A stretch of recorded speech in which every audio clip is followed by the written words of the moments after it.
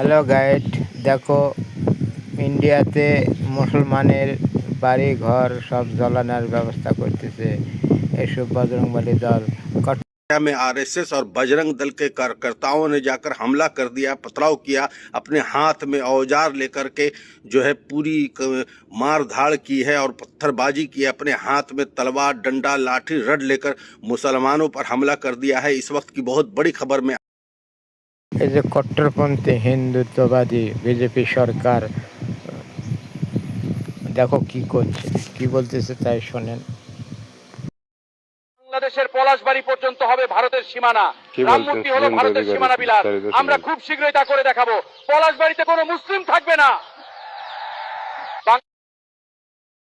দেখো বিজেপি সরকারের শুভেন্দু অধিকারী কি মন্তব্য করেছে, চিন্তা করো। যাই হোক বন্ধু, ভালো লাগলে একটু লাইভটা শেয়ার করবে।